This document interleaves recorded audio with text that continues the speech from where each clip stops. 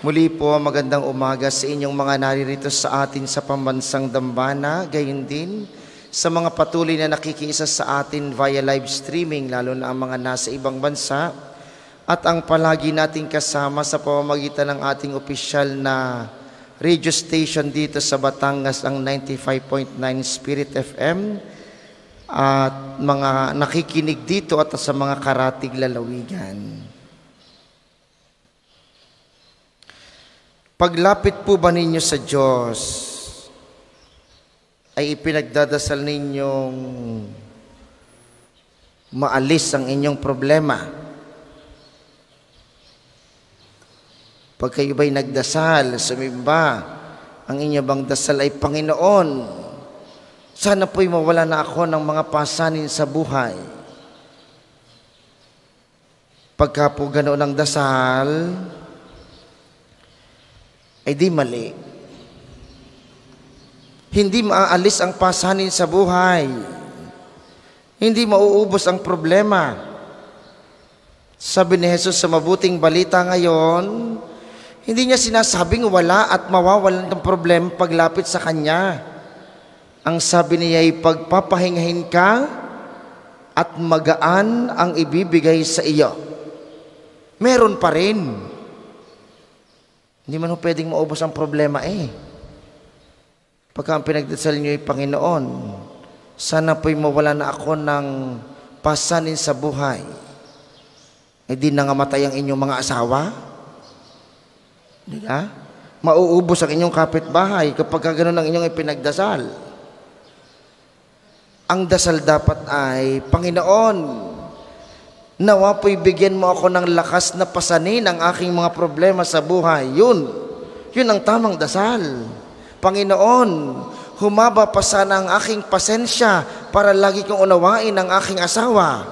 Panginoon, lumalim po sana ang aking pagmamahal para unti-unti kong matanggap ang mga taong mahirap mahalin. Dahil sabi ni Jesus, meron.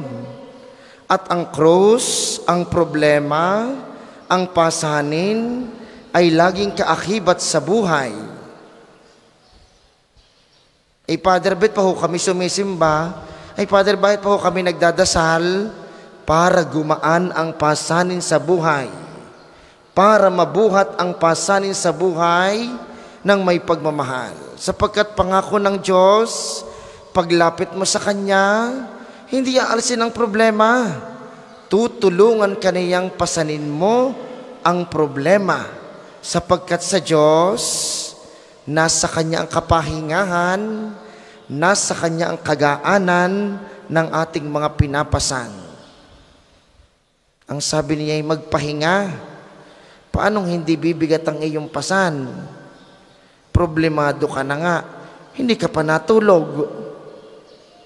May pasanin ka na nga, hindi ka pa nakain. May problema ka na nga, ayaw mong pumunta sa mahihinga ng tulong. Paano maiibsan ang problema? Akinsin na nga sa isang araw, may maniningil na naman. Ba't hindi ka maghanap ngayon ng mahihirman at ng may maibayad ka? Ang problema, ang pasanin ay gagaan kung tayo'y pupunta sa tamang hihinga ng tulong. Ang problema natin dito ay kung ikay may galit sa iyong kapitbahay, tapos ang pupuntahan mo yung kapitbahay mo ring galit sa iyong kapitbahay, ay wala kang makukuhang tulong. Lalo lamang sasama ang iyong loob. Ikaw ay may problema, meron kang pinapasan, tapos hindi ka pa nasimba, hindi ka nalapit sa Panginoon, ay sinong tutulong sa iyo? Kaya ang ating pagparito ngayon ay patunay na hindi natin gustong mawala ang problema. Gagaan, oo. Mabubuhat natin, oo. Mapapasa natin, oo. Sa tulong ng Diyos at ni Jesus na pagpapahingahin tayo upang magkaroon ng lakas na pasanin ang lahat ng ating mga pinagdadaanan. Sabi po ng Aral Batanggenyo, paalaala sa atin ang lokal na katisismo dito sa Batangas, number 409.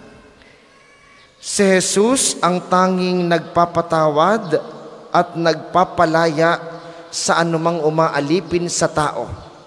At siyang magpapatawad at magpapalaya ay siya ring magbibigay sa atin ng lakas upang ang lahat ng pinapasan ay mabuhat natin ng magaan at ng may pagmamahal.